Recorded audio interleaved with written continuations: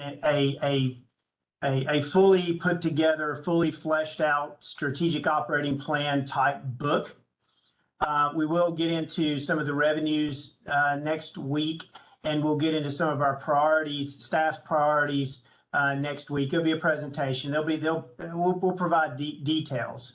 But the reason we're not providing a full strategic operating plan book this early is for the fact that we really want to get your feedback, the MTC's feedback as we build out our budget this year.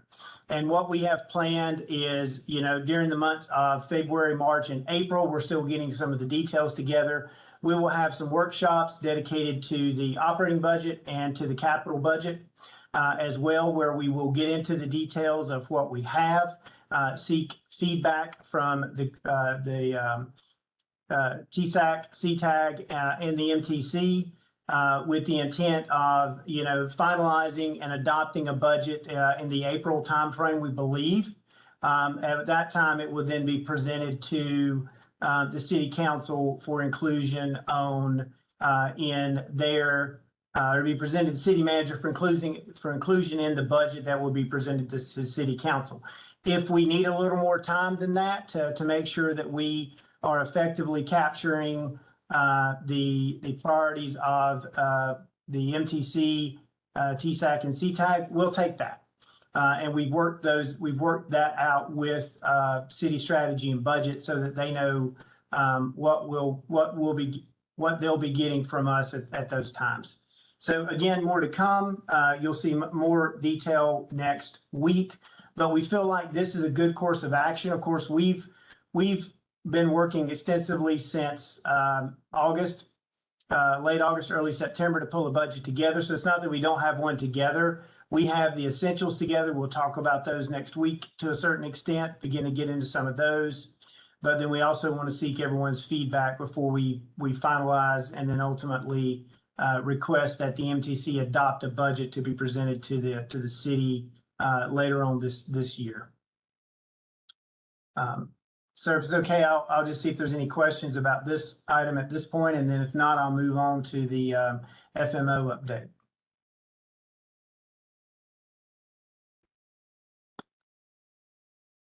Okay, hearing none and seeing no hands, I'll move right over to the Financial Management Oversight Audit Update. I have a brief presentation on this item, so I'll share that now with everyone.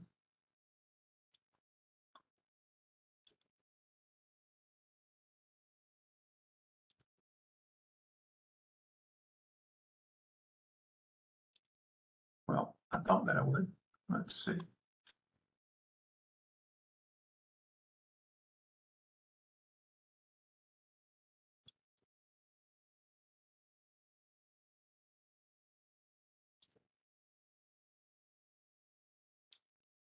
There, can everyone see full screen? Okay, great. I touched on this earlier, a couple months back. I think in November, I gave a briefing to the Transit Advisory Group about where we were with the Financial Management Oversight Full Scope System review. And I just wanted to update everyone on where we are with that now.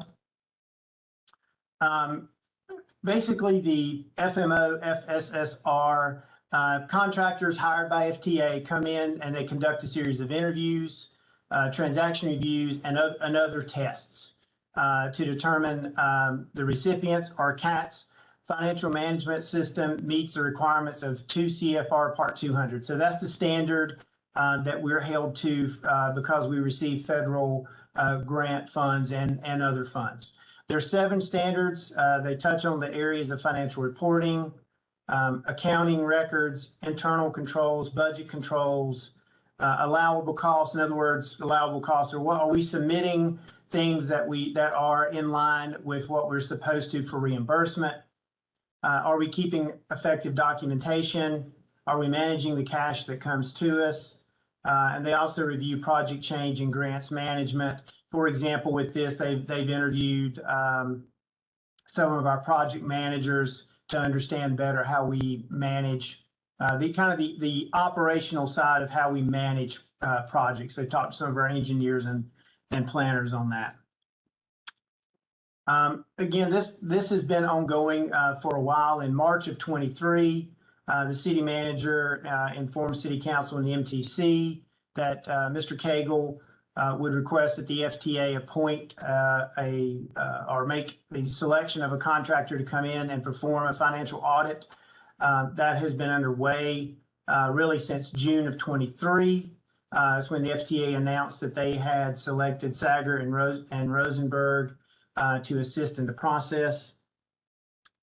Since that time, through July and August, we had an entrance conference. They had the assessment phase, which is the first phase of the process.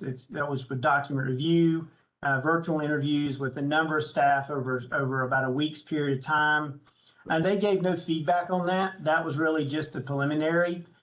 We also did an extensive, we also provided them an extensive list of paperwork. And again, this is really building and setting up where they, continue the reviews. They look at what we sent them, they formulate questions, they ask for scenarios, or they post, give scenarios to us and ask us how we would perform in those scenarios. They pull some specifics, like they may pull, for example, they may go to a reimbursement request that we submitted to the federal government for a grant. Let's say it's for purchase of a bus. Then they'll ask to see everything associated with that: invoice, purchase order, contract, any reports on the construction of the bus as it was its milestones. So they'll ask all those things and review those. So they've been doing that and are continuing to do that. Fall and winter, so actually up through December 11th through December 15th, just prior to the holidays, they were on site doing the testing phase. Again, that continues. They're in the reporting phase now.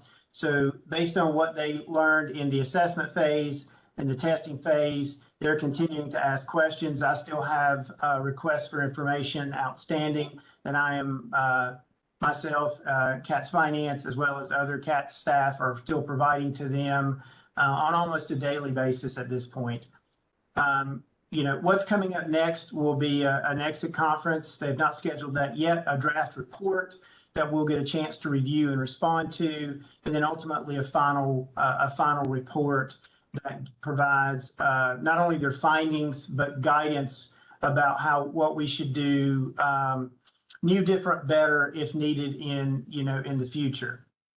And again, their role in this and making sure that we comply with the 2 CFR Part 200 is, it's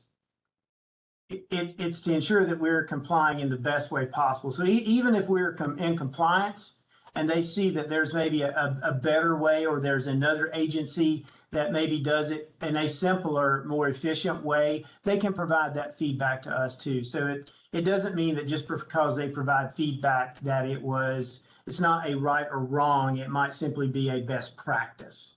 And we've seen that with other things from the city. Sometimes the city will conduct reviews and it's not whether you're right or wrong. It's what's the best practice and what could help the department do what they're doing in a more efficient, productive way. So more to come on that. As soon as we have results, any results, we'll bring them up to this group as well as the MTC. Again, reading between the lines, which is all I can do at this point. I hate to speculate. They've not come back with a lot of comments about, well, we would have liked to have seen, or we would hope that we had seen. It's more of just, specifics, asking for additional information. Again, providing very little feedback at this point, which is what they should be doing. So I feel good about where we are, but, we'll wait to see. Hopefully we'll wrap this up in the next month or so. Again, we have several outstanding requests for information from the FMO, and so we're waiting to hear, waiting to hear if they have any more. If not, they'll let us know that they're beginning to draft they'll schedule an exit conference and begin drafting a draft report, begin preparing a draft report. On a related note, I didn't have this here, but on a related connected note, we just completed last week the on-site version of what's called a specialized maintenance review. So back in March of 23, the manager asked for two things to occur. One was the FMO FSSR. What became that? He said a financial review. The other was a review of our maintenance practices. Maintenance practices and what had transpired up to this point. And so that's been underway as well. That's called an SMR. It's by a different group of contractors. I bring that up here because it does have a financial component, and our SSO, so Sager and Rosenberg, is also supporting this other contractor. So not only have they been getting information from us related to the FMO audit, but they've also been getting information from us related to the specialized maintenance review. Much like the FMO, the SMR is not complete yet. We're waiting to get a final report from an exit conference and a final report from that firm as well, and then we'll report that back to this group also. But I bring that one up because it does touch on our finances as well, from the perspective of funding of maintenance. Did we budget for it? Did we spend it? How did we spend it? Show us your parts inventories, those type of things that relate to on more of the financial side.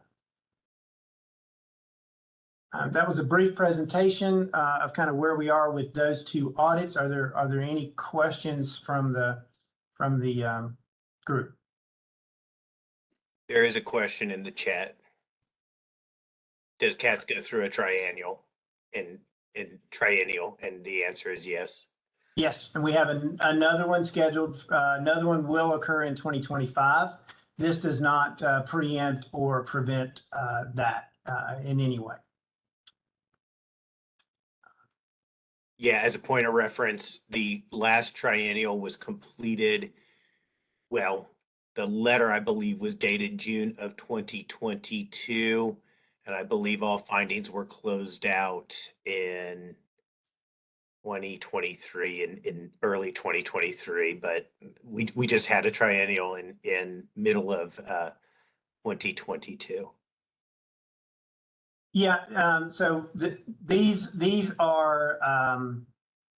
be any reviews that would be on top of any others that FTA has routinely scheduled, like the triennial, or if again, there could be other reviews. There's been procurement specific reviews that I remember from my prior experience with CATS. And so this would not preempt or necessarily stop any of those that FTA would want to conduct.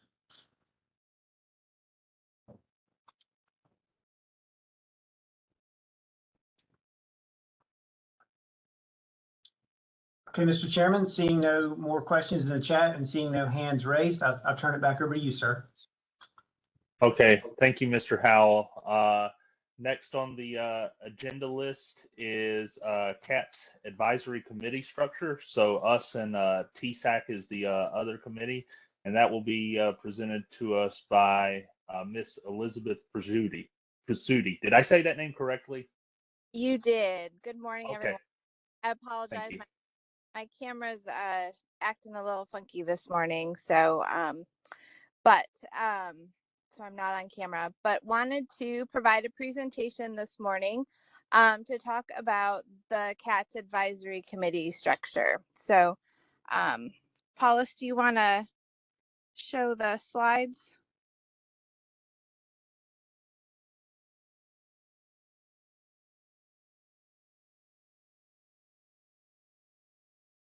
So next slide.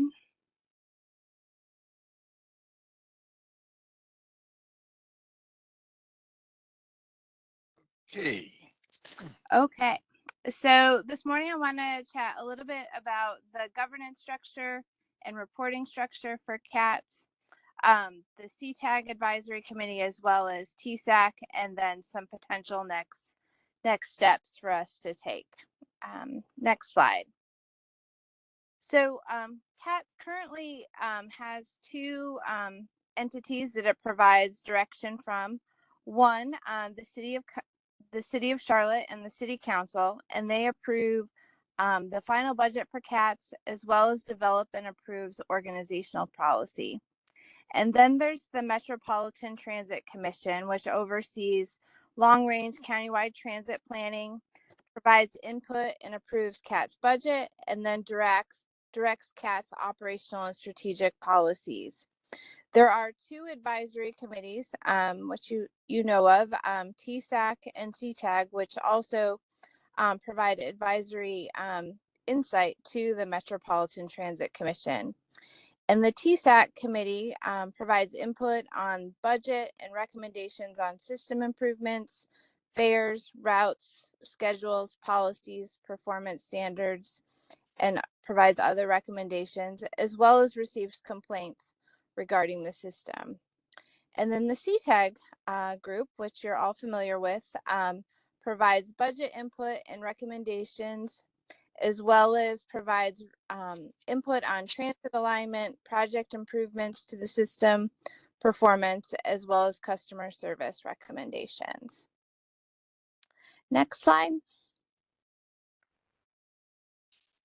So the CTAG group, as I mentioned earlier, and as you're familiar with, but I'll highlight a few other kind of key components of the group here, provides annual review and comment and makes recommendations with respect to the transit program and budget, provides comment and recommendations on proposed transit policies presented to the MTC for approval, provides review and comment and recommendations on corridor rapid transit alignments and technology plan recommendations coming out of preliminary engineering and environmental studies, engages in proactive efforts to seek insight on community attitudes towards transit planning, provides annual review and comment on market research results, provides input and works to increase community awareness on transit-oriented land use planning, and then engages in proactive efforts to increase awareness within the community as a whole as it relates to transit. There's 13 members of the CTAG group. They each have 2-year terms, as you all know. One co-chair is appointed by the mayor of the city of Charlotte. Another co-chair is appointed by the Mecklenburg County Commissioners Chairperson. There's 2 members appointed by the City Council of Charlotte. There's 2 members appointed by the Mecklenburg County Board of Commissioners. There's also an appointment by the Charlotte Mecklenburg Board of Education, as well as 6 appointments from each of the Mecklenburg County towns. So the TSAC group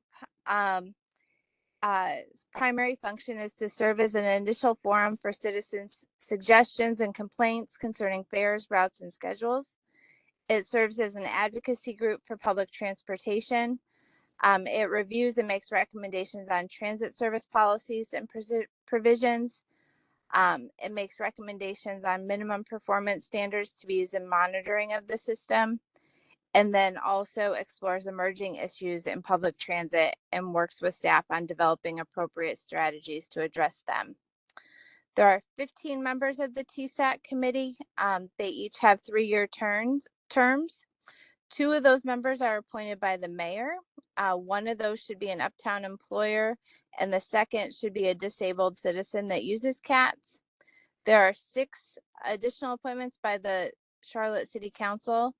There should be a major suburban employer served by CATS, a neighborhood organization leader, local service passenger, an express service passenger, a van pool passenger, as well as another rider who uses local or express or rail services.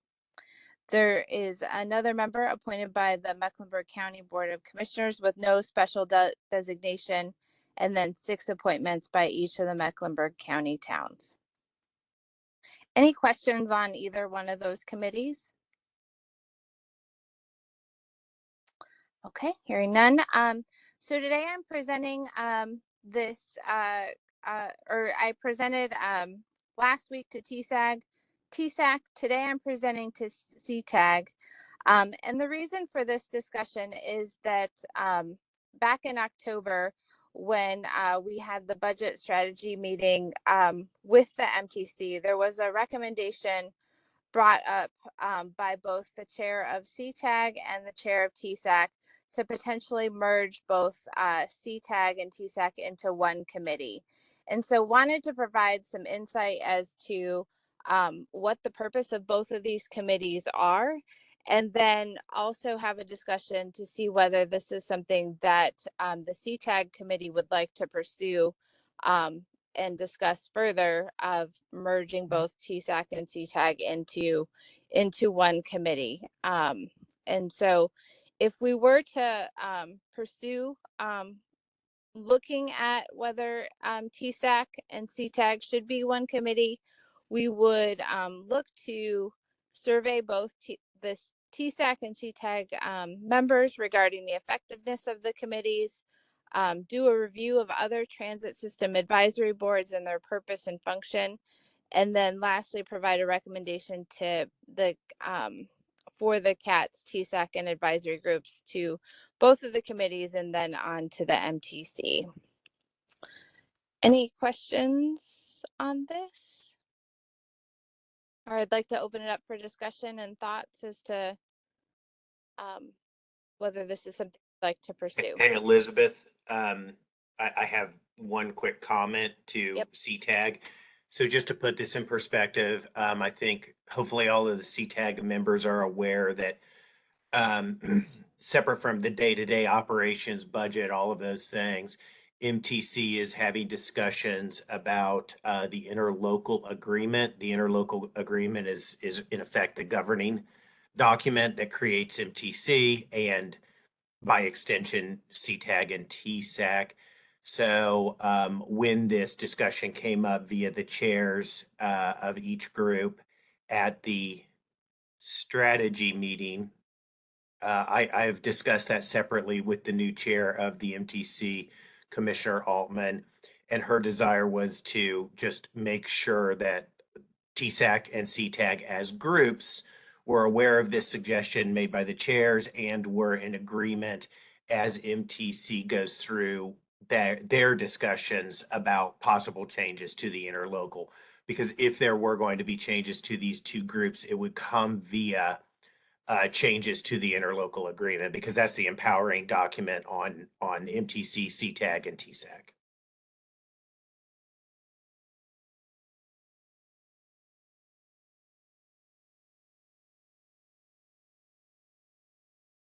Sorry, this is Kevin. I heard this presentation last week. The one thing I failed to mention last week is if we were to do this, it would be an opportunity to help staff conserve resources and commit those to other things, because you're having to do this twice a month. So I'd be all for it, as I mentioned last week. Martin Wheeler here. I agree with the proposal to go ahead and study this and see if this can be a reality. I think it could be very useful in consolidating a lot of the discussions and issues that both committees have to deal with. Michelle Dunlap Thompson, I think I would agree with it as well, simply because there are a few items of interest that TSAC has in place to address. And some of those items are a grave concern of mine as well. So it will also broaden the conversation.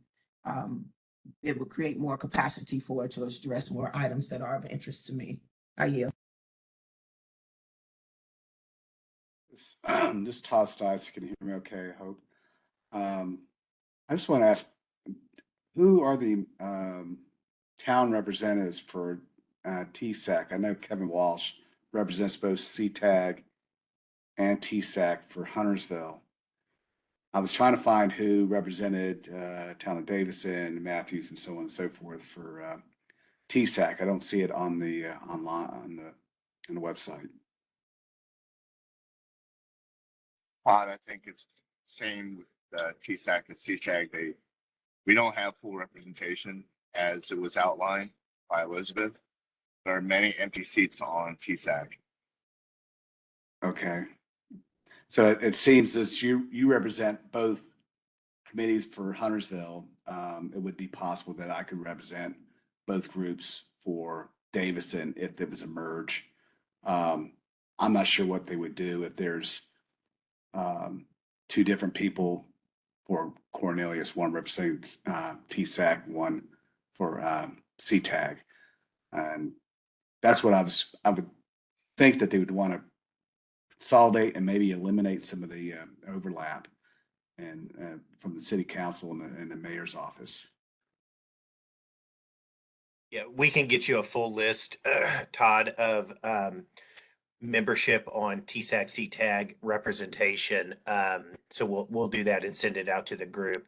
But as Mr. Walsh said, there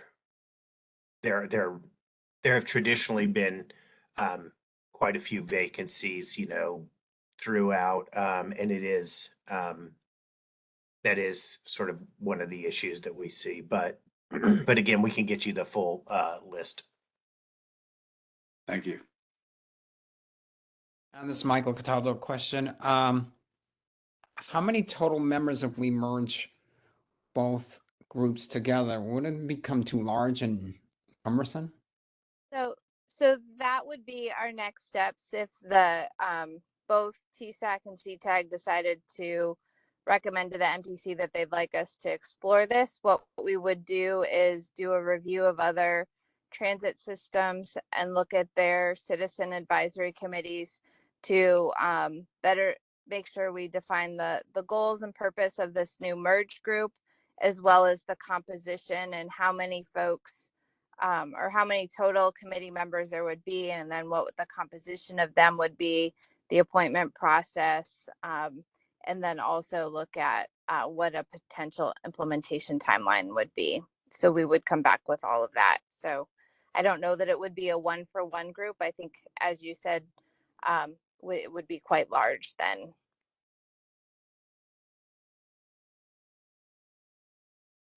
Just a point of view, I think in most cases, when these type of mergers of committees and bodies take place, you usually end up decreasing. It wouldn't be the entire combined membership. You'd reduce the total membership of both committees by 1/4, which would make it less cumbersome, as Michael had mentioned.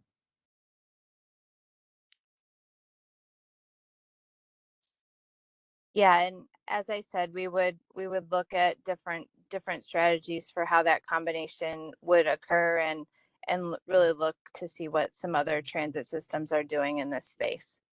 All right. Is there anyone who's actually opposed to this outright?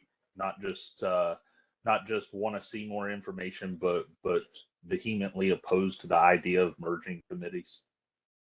That's for the whole group, by the way.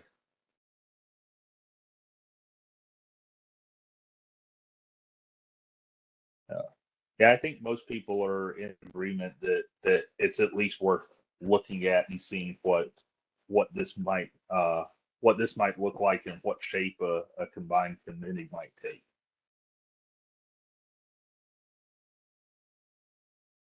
All right, great. Well, I think we would look for you to take action on that today, or providing, and then look for you, Chair Parker, at the MTC meeting during your discussion to raise that as a recommendation to the MTC as a whole. Hey, Paulus, do we need to take a vote on this then, a formal vote to proceed? Is that what needs to happen next? We do have our representative, Mr. Thomas online. Mr. Thomas, is that protocol, or just by way of their discussion, they'll be able to pass it on as the chair be able to take it to MTC? Well, I would recommend that they take action to move forward with the study. Okay, well then, I guess what I can do is just go ahead and call a vote for moving forward with the study. So if that's all right, Paulus, I'd like to go ahead and propose that. Absolutely. Okay. All in favor of excuse me. Can we get a motion? Need a motion to move forward with that study. So can I get a motion? I have a motion, Michael. Oh, lots of motions. Any seconds? Second. Okay, great. All those in favor, say aye. Aye. Any opposed, say no. All right, and it looks like that motion passes. I have one other question. It's not particularly on this item, but I just wondered if Elizabeth would be here the entire meeting so I could ask that at a later time.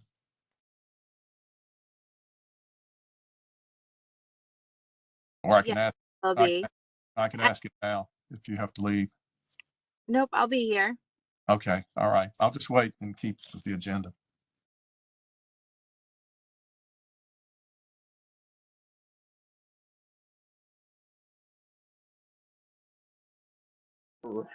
Sorry about that.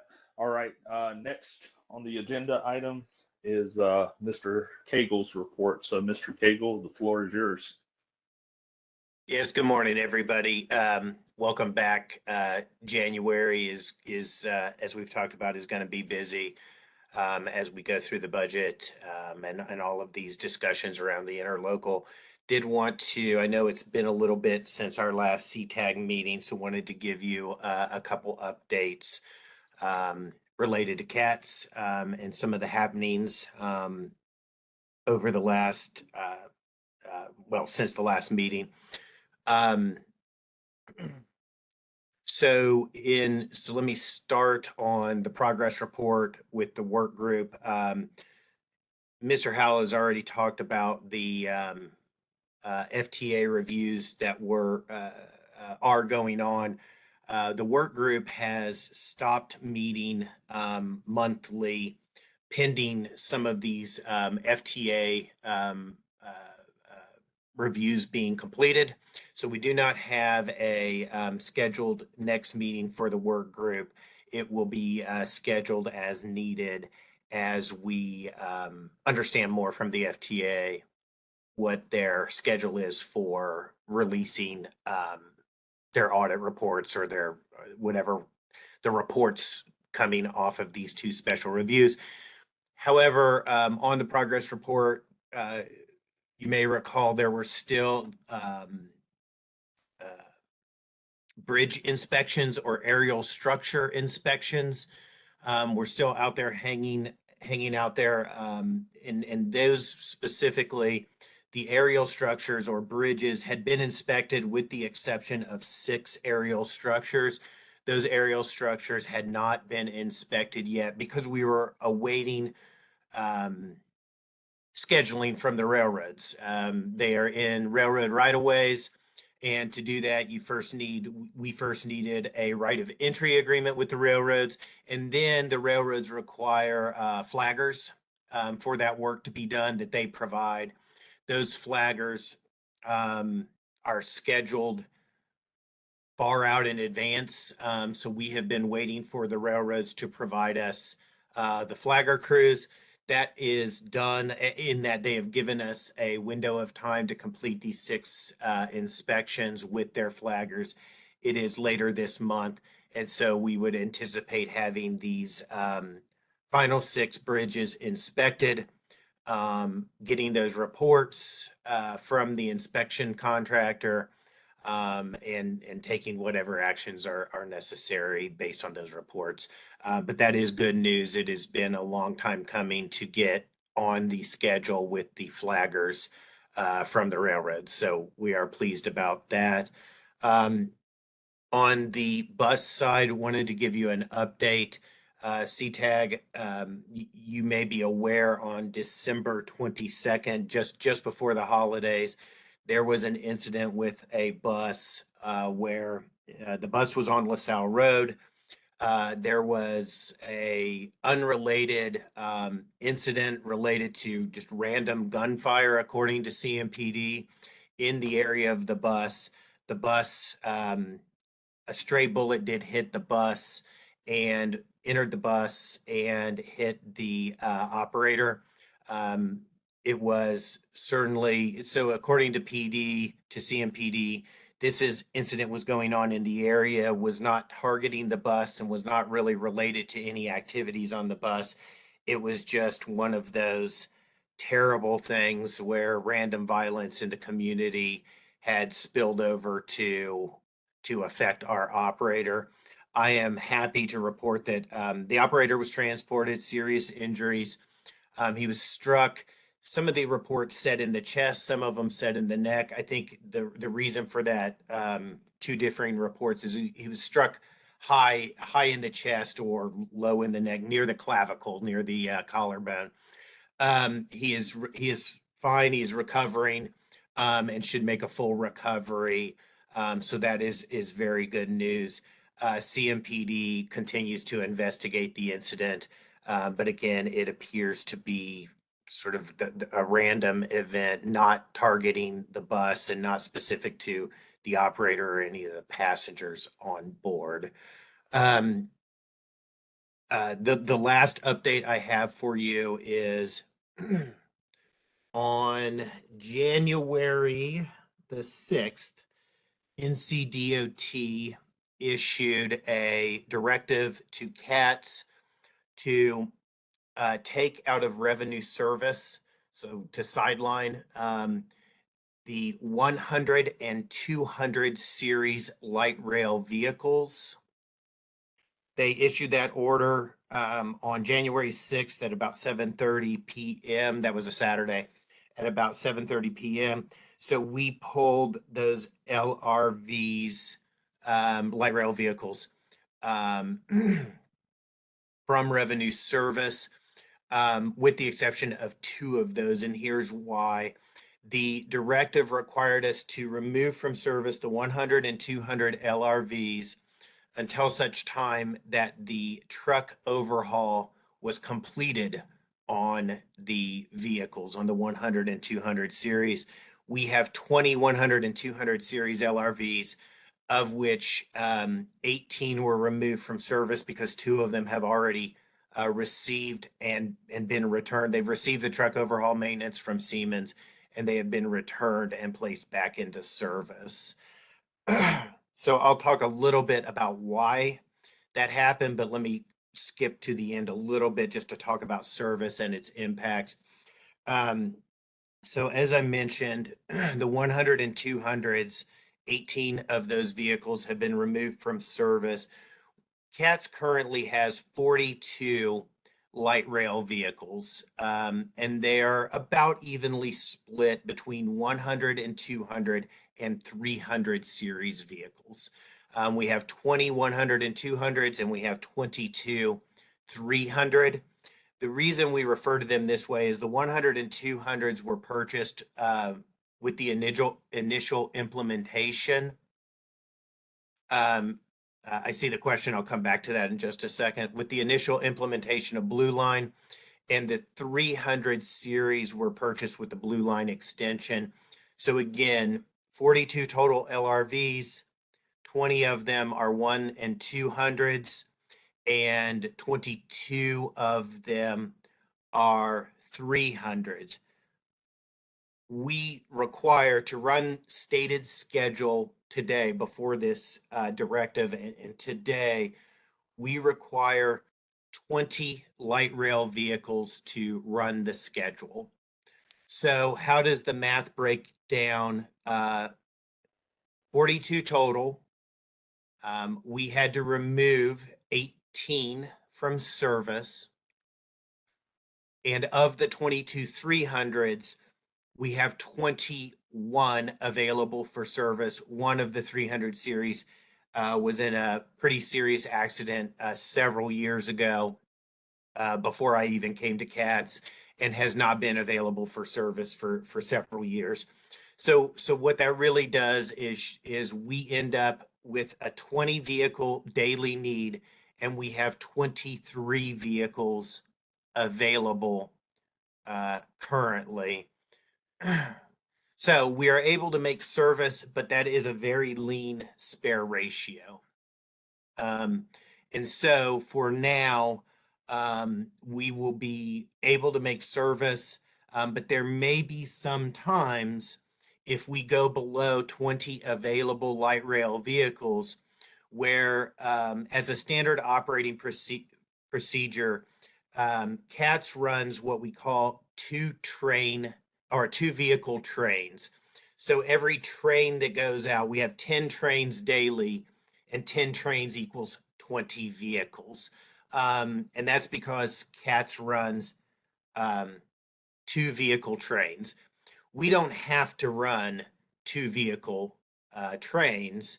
It is certainly nice to have during the peak periods when we have maximum demand. But there may be times where we could reduce down to one vehicle trains and still, still be able to provide a high level of service to our customers. So if we got into a situation where we had less than 20 vehicles available, we would not reduce the headways or change increase the headways or change the schedule. We would, for some limited period of time, have to run a one vehicle train versus a two vehicle train. So let's give an example. Let's say we have 19 vehicles available.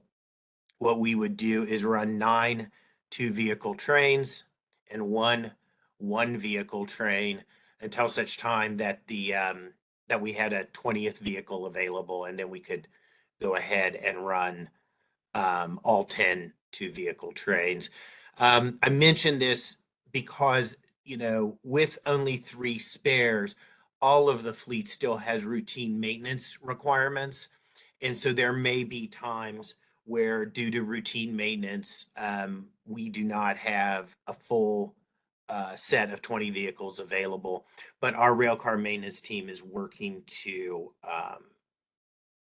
mitigate that so that hopefully we're able to run two vehicle trains at least throughout the peak periods.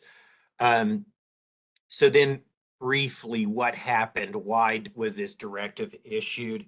Oh, the last thing I'll say is we already have a contract with Siemens. And so, as I mentioned, 2 of the 100 and 200 vehicles are already received back. They've already had the maintenance. We expect another 3 of those vehicle trucks to come back in the next about 45 days. And so each 30-day period that we move forward from here, we will have been sending out and receiving back more and more trucks. So our spare ratio will get better and better over the next 30, 60, 90, 120 days. So we do view this as a short-term issue that we'll continue to work through. So what happened? Why was the directive issued? I'm going to talk a little bit about a couple industry terms. And so I want to explain those as we go. On December 30th, a light rail operator reported a suspected wheel flat on LRV 113. So what is a wheel flat? A wheel flat is a minor imperfection on the face of the wheel, and it's a flat spot on the wheel. It's usually measured in millimeters, right? Kind of the width, the skinny side of a dime. A dime is about 1.3 millimeters wide, or in width.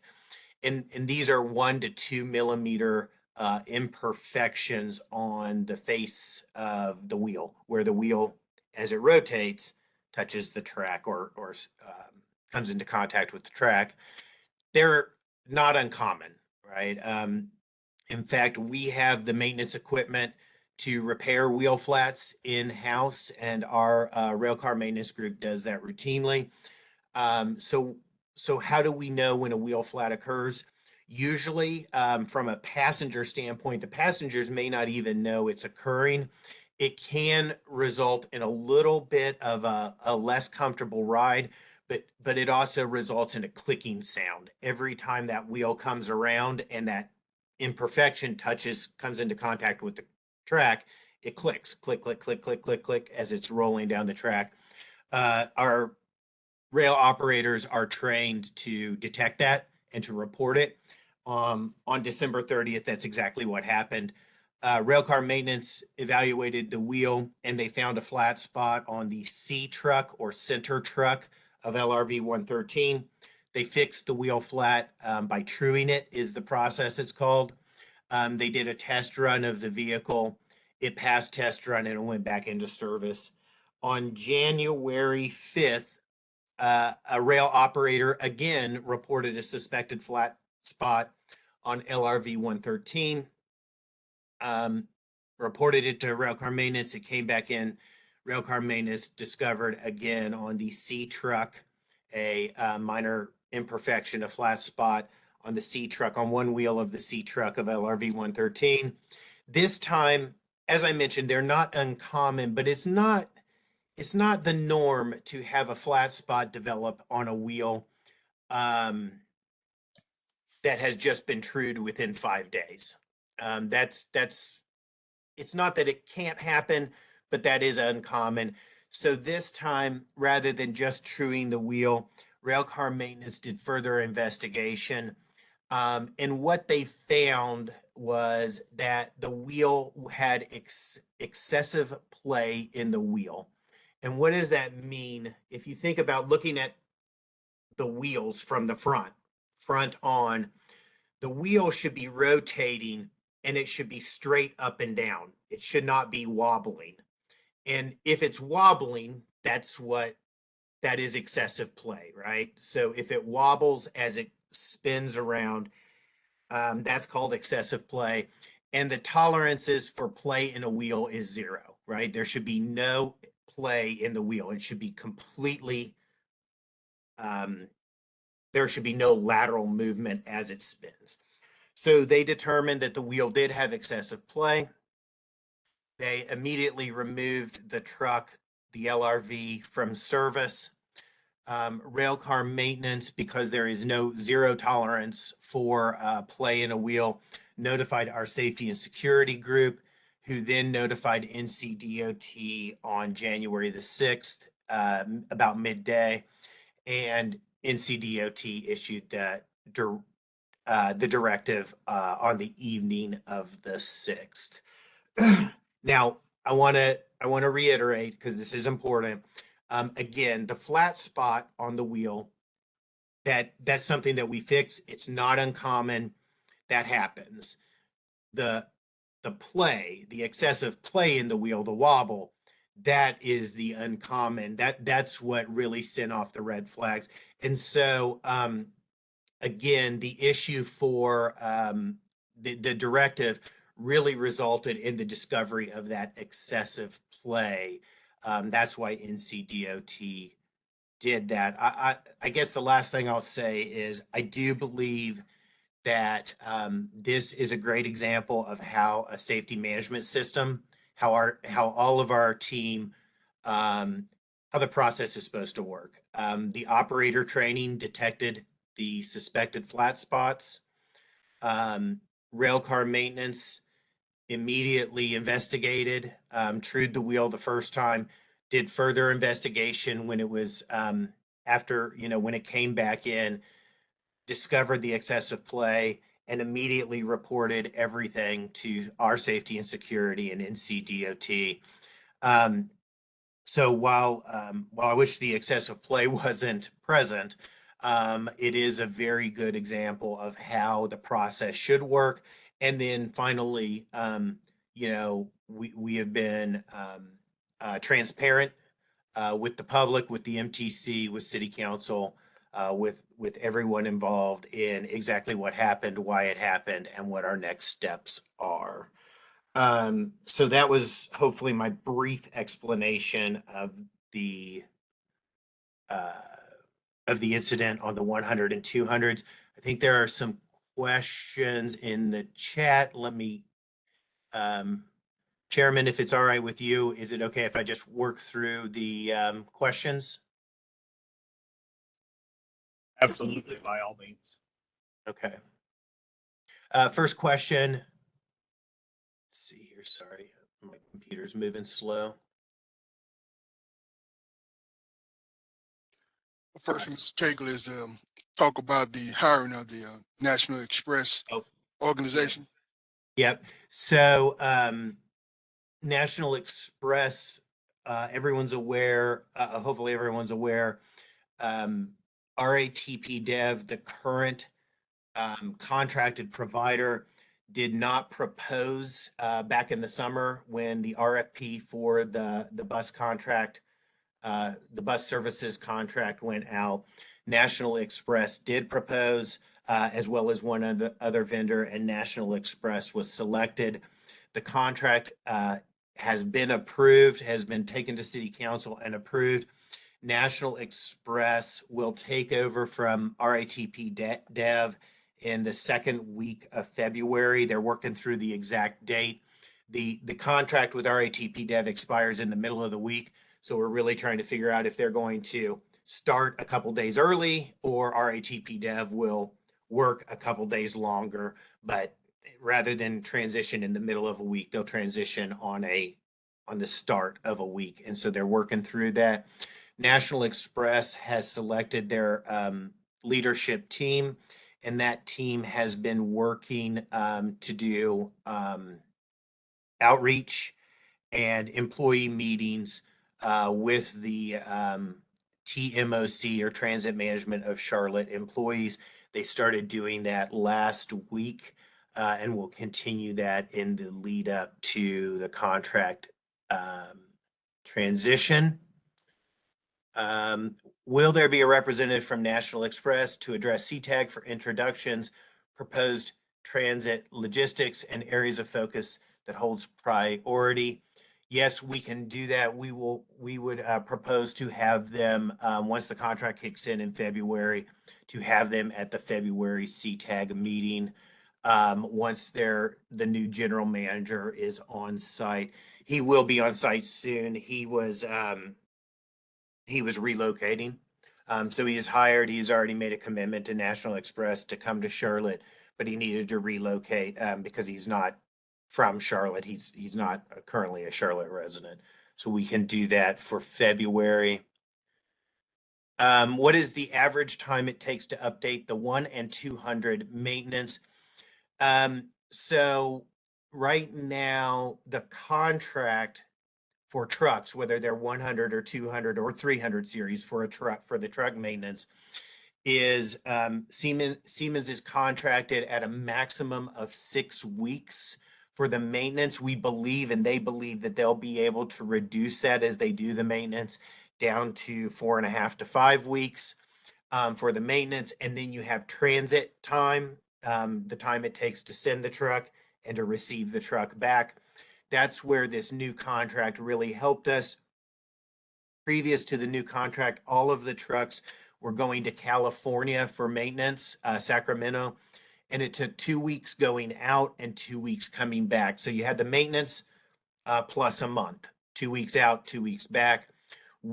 Siemens has now stood up a shop in Florida to conduct this maintenance, and that reduces by half the transit time. So it's about 5 to 7 days out and 5 to 7 days back. So it saves about 2 weeks on that end. And then as they ramp up, they believe they'll be able to speed up the maintenance as well. The other thing with the 100s and 200s blue tagged or out of service, we call it blue tagging when they're out of service. We are also working with Siemens to send more truck sets to them so that they can be serviced more quickly. Okay. Where are the discussions around the agency safety plan, and will there be transparency during that period? The agency safety plan was approved. The modifications, or most recently, modifications to the agency safety plan were approved in September or October, but I will have to double check on that to get you an exact agenda date. Any modifications to the ASP must be reviewed and approved by MTC. And the last set of modifications, which was the third set of modifications, revision number 3, occurred in either September or October at the MTC meeting. I believe it was September, but I will need to double check on that.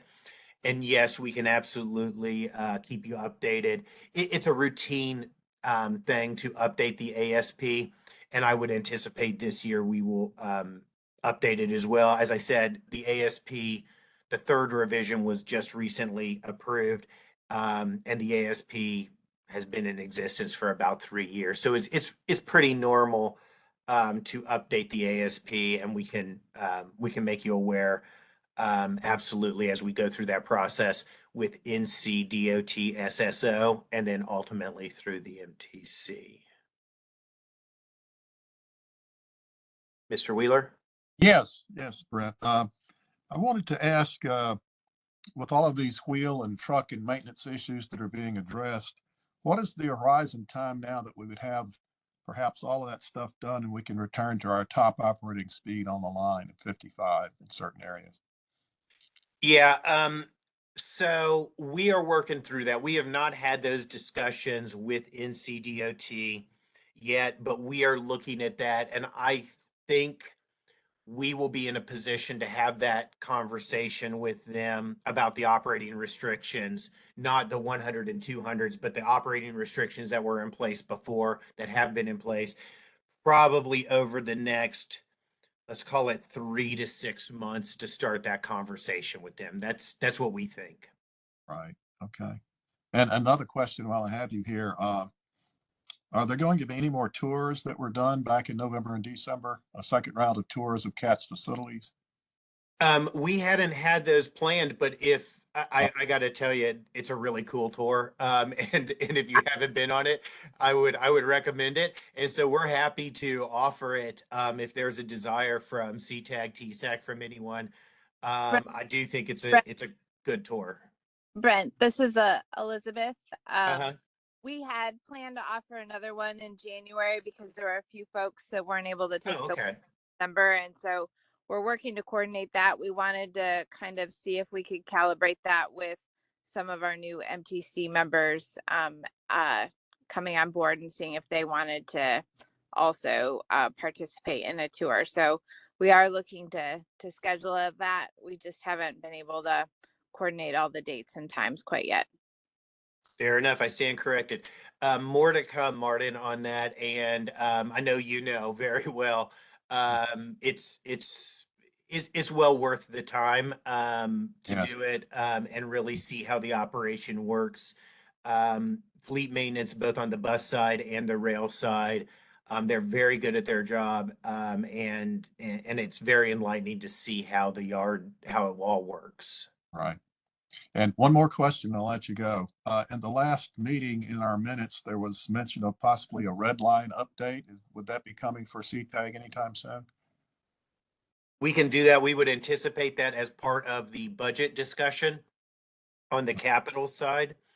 I think CTAG is well aware. Norfolk Southern has expressed to the city a willingness to have conversations about the red line as a possible commuter rail corridor. They call it the O line, we call it the red line. It's the same thing. And so we had anticipated updating CTAG and MTC as part of the budget process. Okay. Oh, Paulus corrects me. It was not September. The ASP was taken to MTC in August of 2023 of last year. Thank you, Paulus.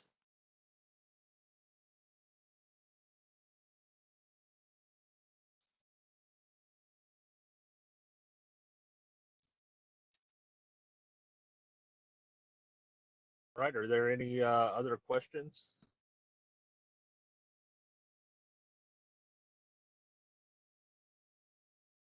I'd just like to add a comment if I could.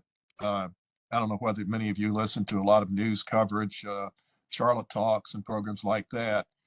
There seems to be a misrepresentation that comes across sometime as to the arrangement concerning the transit management firm and all of the workers within CATS. It's sometimes portrayed on their programs that all of the not only bus operators, but train operators, operators of vans and everything are actually contracted employees. And that's not the case. I've tried to get them to understand that, but they still seem to bring that up all the time. Agreed. And it is, no matter how many times we say it, some in the media just, they do misrepresent that.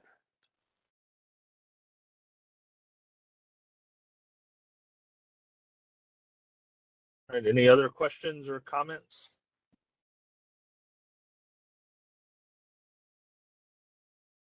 Hearing none, we'll move on to the next item in the agenda, which is other business. So does anyone have anything that they'd like to bring up?